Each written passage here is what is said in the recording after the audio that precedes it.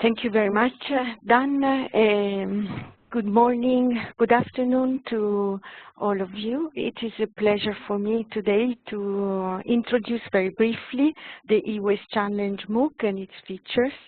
I'm a program officer in the technical assistance branch of the Basel, Rotterdam and Stockholm Conventions Secretariat.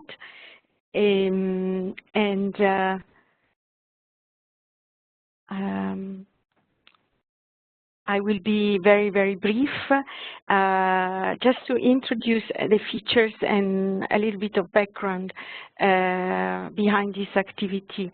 The e-waste challenge MOOC is a result of a partnership between the EIT Climate Kick and the Basel, Rotterdam and Stockholm Convention Secretariat, together with the World Resources Forum and KU Leuven, a university based in Belgium. And the Secretariat and Climate Kick, World Resources Forum in KU Leuven, we found common ground and we decided to go ahead with this online course for students. Initially, the idea was to have a course for students and then to expand, in fact, and to make it available to anyone through the web. The focus of the course is the environmentally sound management of e-waste, cleaner production processes to extract valuable materials and recycle e-waste, and to do it, protecting human health and the environment from the impacts, the adverse impacts of e-waste. The e-waste can pose, especially when it is recycled in a manner that is not environmentally sound. And then to propose solutions on mitigation and adaptation activities to lower the impact on climate change, but also on human health and in the environment in general.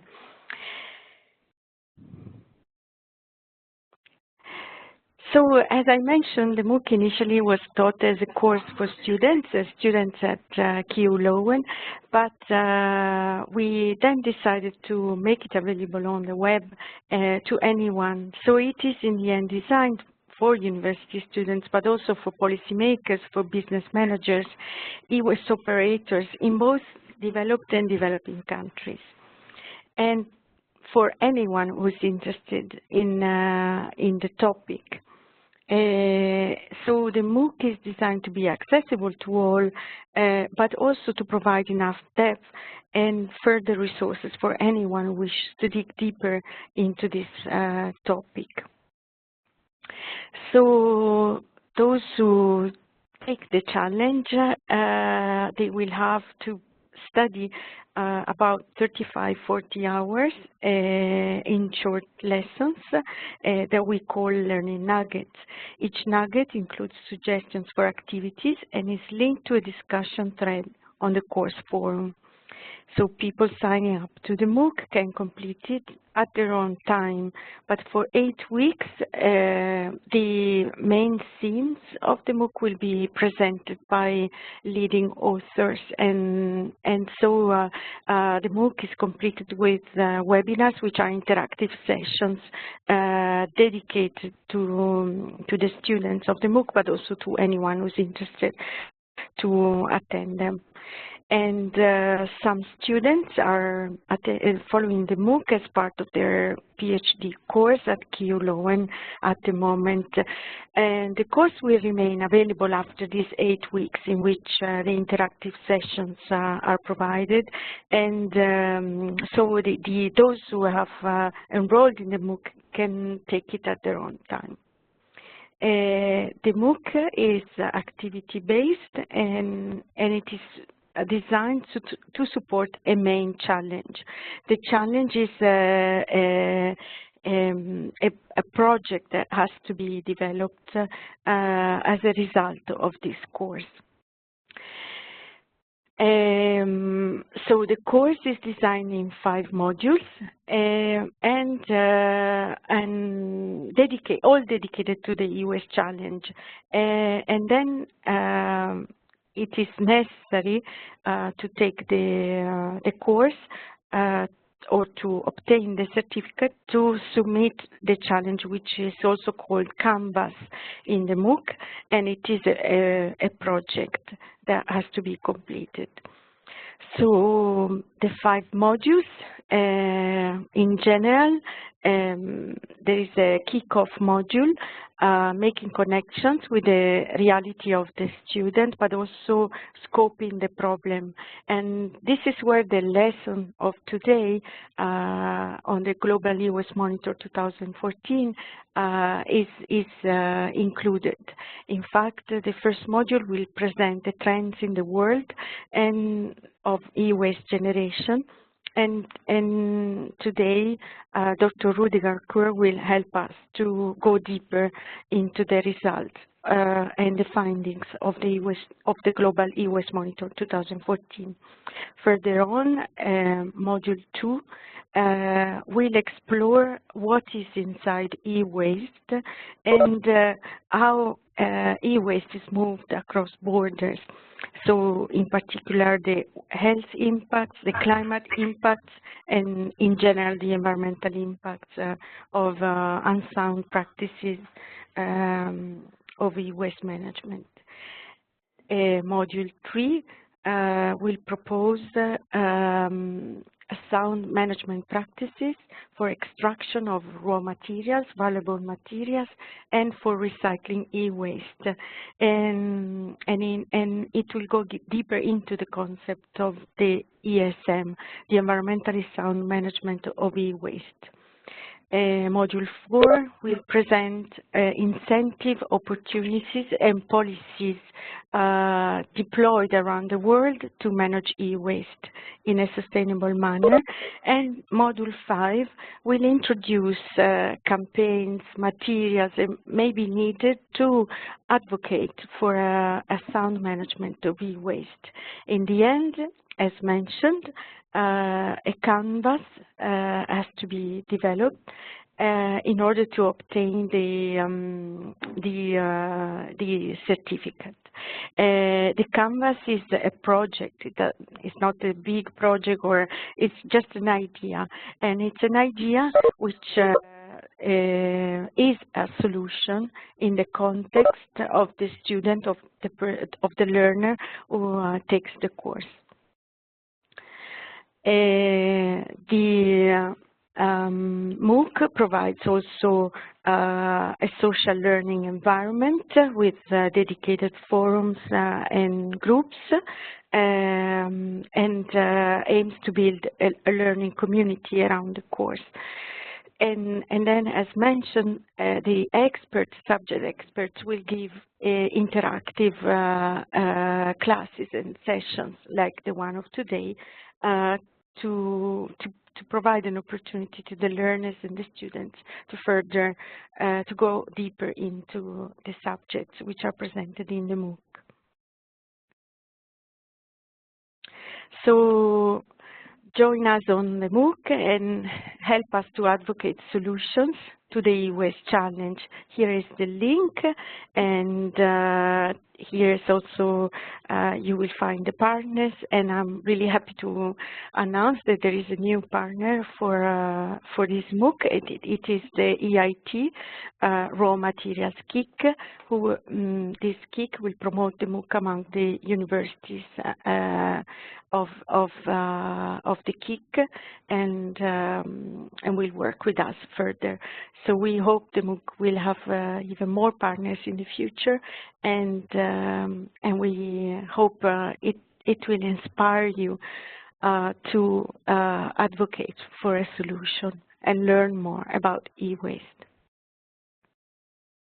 Thank you. This concludes my presentation. Okay, thank you so much, and welcome everybody. Good morning or good afternoon to those who are in Asia. It's my pleasure being with you this morning, German time. I'm actually based in Germany in order to present the findings of our work.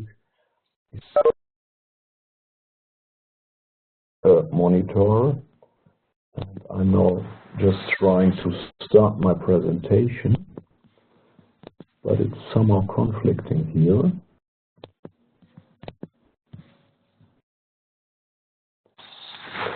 Okay, so what I'm going to present is on the trends in e-waste and its generation, and it's based on the publication we did, I think it was late last year, on UNU's Global E-Waste Monitor 2014.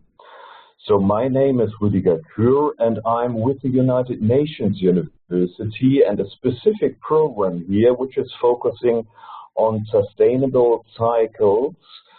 So it's part of the Vice Rectorate in Germany, and we are especially assigned in order to look into the production, the usage or consumption, and the final disposal also of ubiquitous goods. But we have since a while already a rather focus on electrical and electronic equipment, and definitely also its end-of-life aspects, so meaning e-waste. Let me change slides here. So just for your information, because not everybody is familiar with the United Nations University, which is also a UN organization governed by the General Assembly of the United Nations as such, but it's one of the smaller UN entities, and this is why not so many people have come across our activities. And to a certain extent also our name is a little bit irritating, because there is a rather emphasis here on university, though we are definitely not a classical university with a lot of students, classes ongoing, etc. Our role is much more to be the think tank of the United Nations, so to bring in scientific evidences, scientific knowledge, scientific work into the international policy making. And as you can see in front of you on the screen, we have institutes all over the globe, basically, nearly on every continent, which have a rather focus here. And my team as such, consisting of nearly 15 persons, as mentioned, has a rather focus on e-waste, and we have done a lot of work, for example, for the European Commission. We have done also these quantification work. We have performed also activities, for example, in cooperation with Interpol on countering e-waste illegal trade. We are looking into the ProSum project later on, so what is actually in e-waste, for example. But we are also doing a lot of capacity building and training activities. So we have our e-waste academies taking place nearly every year for managers, but also for scientists, and there are conducted since 2009 already. And we are also facilitating international dialogue. We are, for example, the host of the Secretariat of the Solving the E-Waste Problem initiative, in short, the STEP initiative. So what is e-waste? Some of you might be familiar with this term, but the definition is quite unclear even among the globe. Countries define e-waste differently from nation to nation. But in our understanding, e-waste should cover anything which with either a plug or a battery within. And this is why we have temperature exchange products in the same way as screens, lamps, large equipment like washing machines, like ovens, copying machines, etc. But also small equipment, including cameras, vacuum cleaners, boilers, vans, etc., but also the small IT, like our computers, like the printers, like smartphones, etc. All this, in our understanding, is falling under e-waste and should be covered in one way or another. But as illustrated, some countries do, some countries, by intention, exclude some of these electrical and electronic equipment. So for us, the starting point on any quantification work was very simple. We are under the assumption that bad information, in the same way as bad funding and bad data, is bad for the development of policies. And we recognize that the e-waste challenge has now moved onto the agenda of many states around the globe. But many states around the globe still have a very limited understanding on the quantity and quality of the e-waste challenge. But this is necessary in order to come up to the necessary funding, in order to be better informed, to have data, etc. available.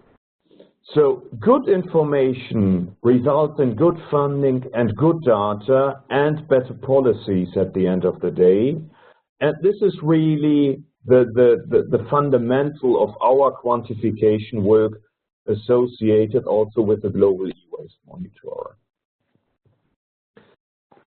If you look really how e-waste is categorized so far around the globe, you will easily find that there are different ways in doing so. We have calculated that there are more than 650 product types as such out, and they can be grouped in 6 different waste streams. And these are the small IT, temperature exchange equipment, large equipment, lamps, screens, and small equipment. But working with easily these 605 product types is not very practical, especially if you can group them better.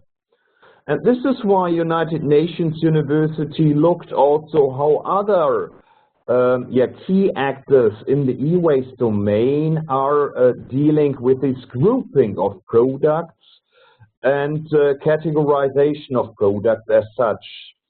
And as a result, after a thorough analysis, we came up with the so-called 54 UNU keys, which also result in 183 sub-keys and 660 product types. And this is covering the findings really from work, what has looked into how is it dealt with by compliance schemes, Recopel, Woodcycle in the Netherlands, Ecodom in Italy, and elsewhere.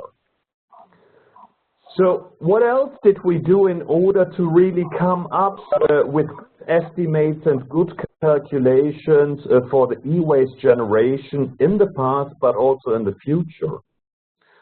So we have gathered a lot of information from what is put on the market by different trade data available through UN publications, but also national publications, etc. Then we look also what is available in stock in the countries, and we combine this with the lifespans estimated for certain products. And this finally results really in the e-waste generation as such. So here I have another slide illustrating really what we did. We did this with statistical corrections, with extrapolations also of time, for example, necessary in order to come up with these estimates. We have adjusted sales data out.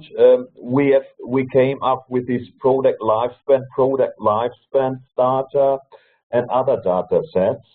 And you can see also here how the product lifespan is differing from one product to another. Just look to the laptop, just look to the flat panel TV, the washing machine, or the air conditioner. And all this needs to be taken into account for finally calculating the e-waste arriving as such. Out of this, it resulted that we are seeing at the moment that 41.8 million tons of e-waste was generated in 2014. And only 4 billion people of the worldwide population are covered by national legislation that far. That is approximately only 4 out of 7 people. That means that almost half of the population of the world is so far not covered by any e-waste legislation, still illustrating the need to take action in order to develop policies. And we still also have to keep in mind here that the existence of a certain policy does not necessarily mean also enforcement.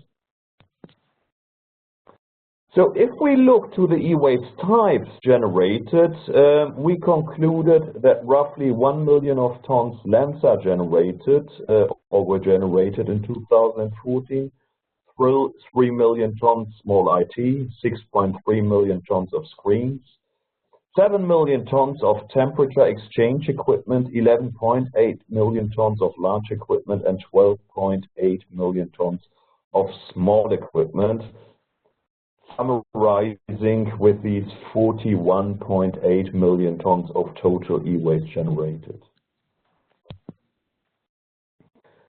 This slide illustrates really who are the key producers of e-waste when it comes to countries. And as you can see, the US, followed by China and Japan, are among the leading countries, with Germany then following India and others.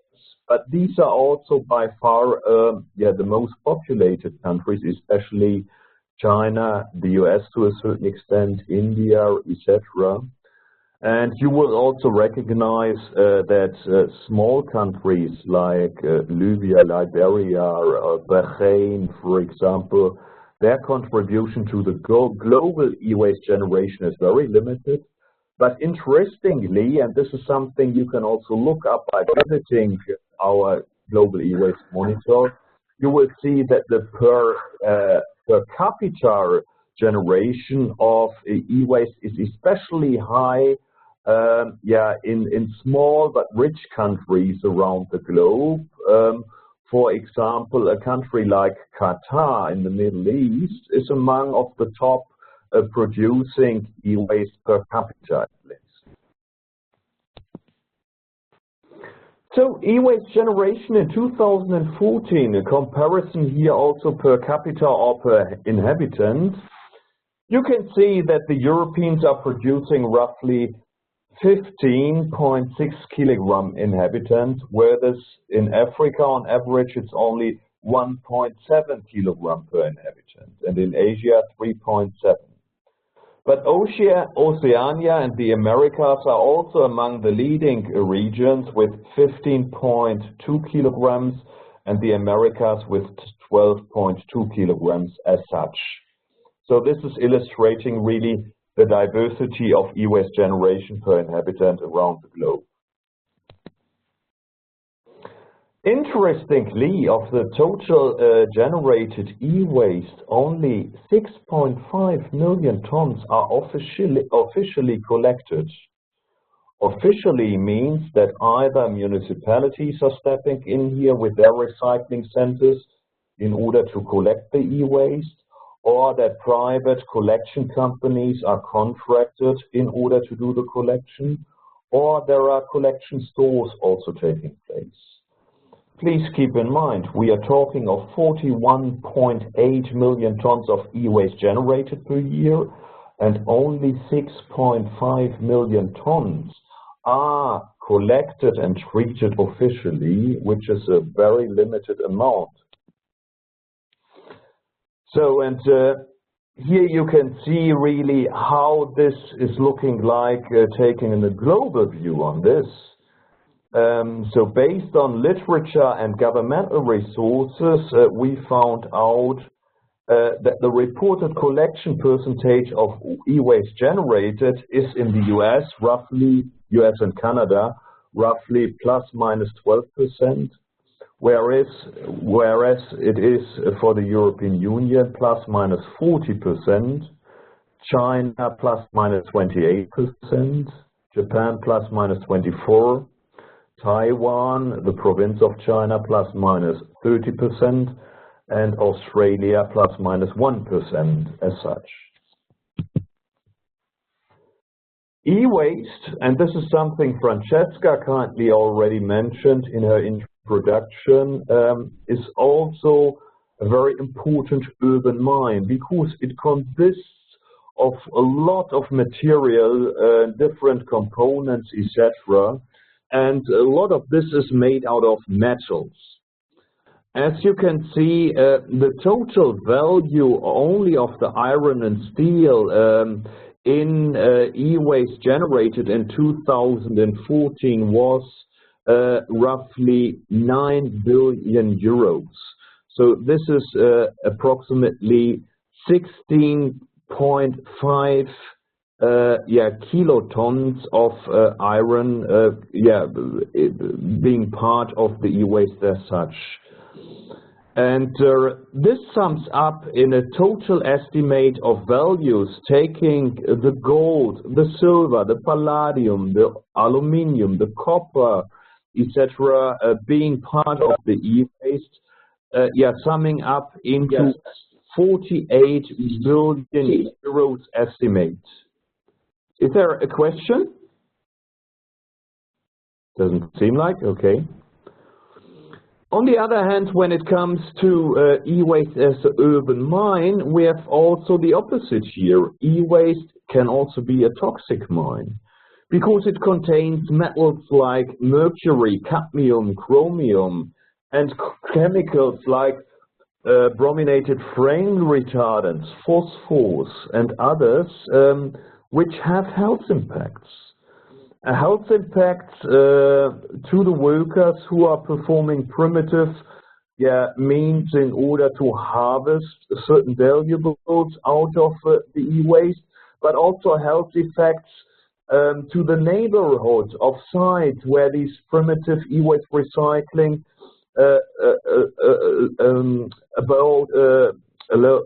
every standard is taking place. And these are the impaired mental developments. These are carcinogenic releases into the air, and they cause lung damages. These are liver damages, kidney damages, etc.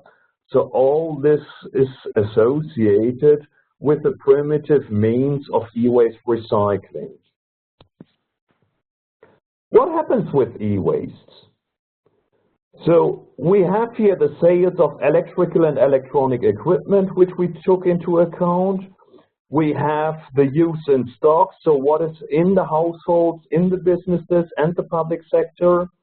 Then we consider the lifetime, so how long are these equipments used in the households, in the businesses, the public sector, and finally it results in the e-waste generated.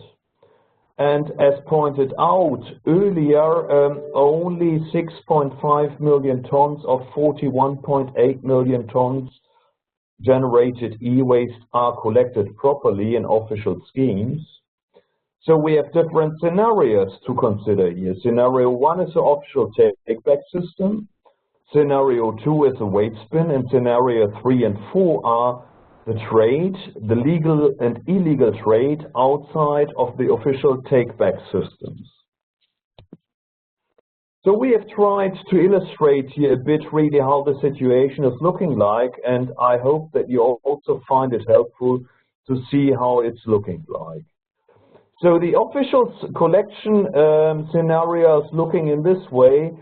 So either the equipment is returned to a retailer store, or there is a commercial pickup taking place, or it's going to a municipality, and then it's finally ending up in the state-of-the-art recycling, where really we are getting access and we are harvesting back the metals, the plastics, etc.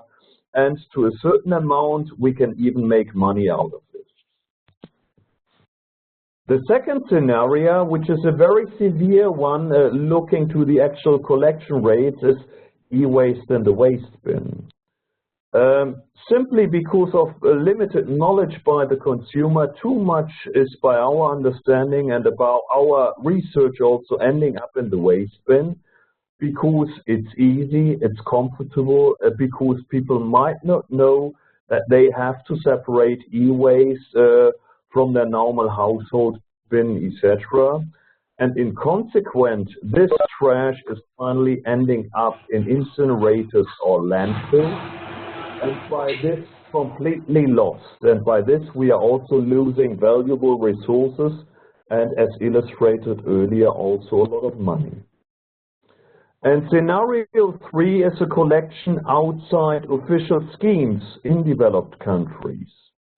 So this could, for example, be by private collection companies, which are then moving things on a second-hand market. It might still end up for state-of-the-art recycling, but there is no security for this because to a certain amount exports are also taking place here. And these exports are to a certain extent then flooding countries without any proper infrastructure for e-waste recycling with the e-waste, for example, from countries of the Northern Hemisphere. And this is simply not fair at all. It's posing a lot of problems, resulting in environmental and health effects, etc., and it should be prevented. And finally, as illustrated again earlier, scenario 4 is an informal collection and recycling in developing countries. Equipment is imported. It's going into either onto the second-hand market, or if e-waste is not reusable, it's directly going into the primitive backyard recycling as such. There it's stripped for parts. Primitive recycling means are taking place by acid baths, by burning on open fires in order to get access to metals, for example, in cables, etc., emitting this way furans, dioxins, and other hazardous components, and having impacts on health and the environment as such. So this is really what e-waste can result in, and we have to do our best in order to make scenario 1, the official take-back system, the most prominent, and we have to substantially work in order to increase the actual collection rate as such, so that scenario 2 and scenarios 3 and 4 are having less and less quantity at the end of the day. So all this was summarized in the Global E-Waste Monitor, which we published. It's available also online, free of charge, through, for example, the STEP website, but also your new website. Since you will be anyway provided with the slides of this presentation, just click this link and you will have access to the Global E-Waste Monitor, also for finding detailed information on the specific country you're either residing or interested in. When we published it, the Global E-Waste Monitor received worldwide coverage in more than 80 countries all over the globe, and a lot of big media was also interested in it, finding out. So illustrating a hunger also by public in getting more information about all this. Please keep in mind on one essentials here. I have tried to illustrate the methodology in behind as easy as possible, given the limited time available. The methodology as such was developed in an e-waste focus group under the Partnership for ICT Development for Sustainable Development, and it's internationally recognized by statistical concepts. So it's not only a finding by UNU, but it was also developed in cooperation with the Secretariat of the Basel Convention, with UNCTAD, ITU, Eurostat, and other players in this regard. And if you're further interested really to look into these methodology behind in order to introduce a better harmonized approach for e-waste quantification, feel free also to look up this publication, which is also free of charge available in the internet.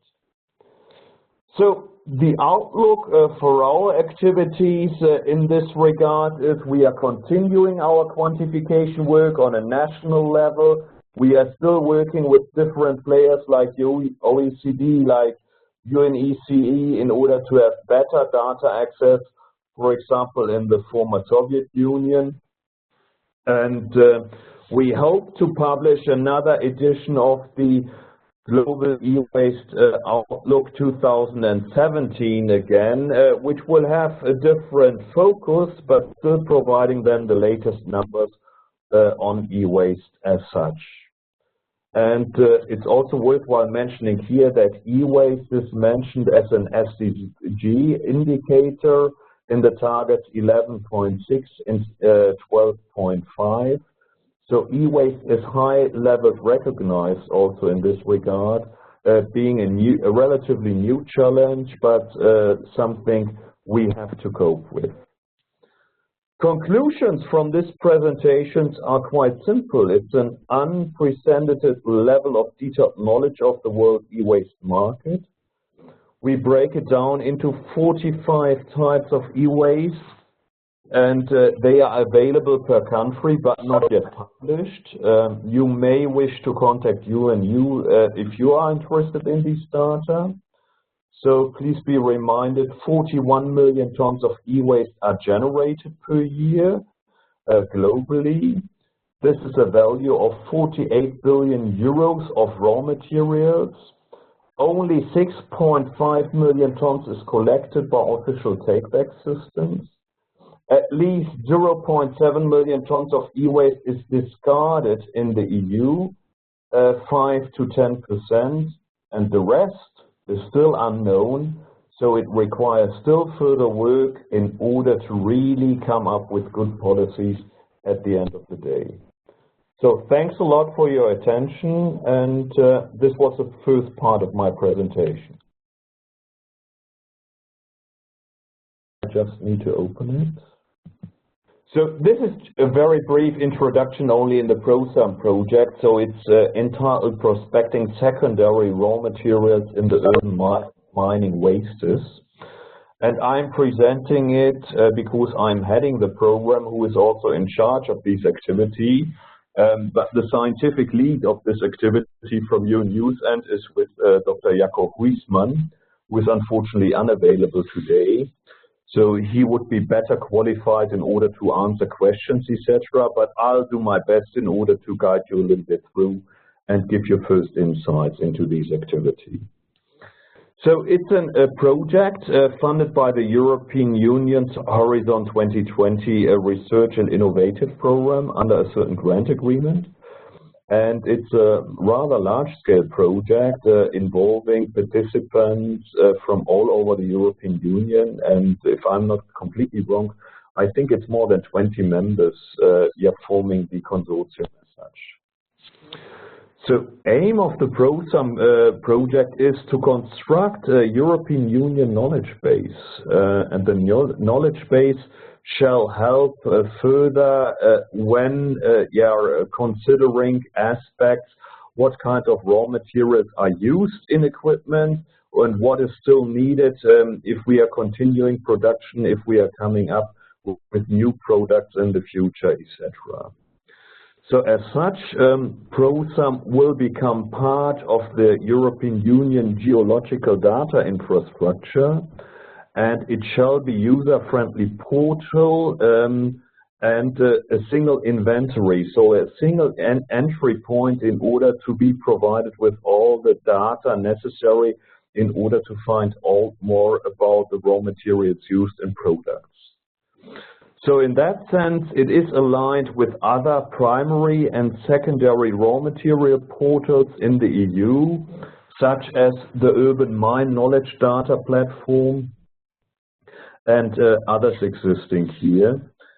And yeah, it's a kind of unifying approach in this regard.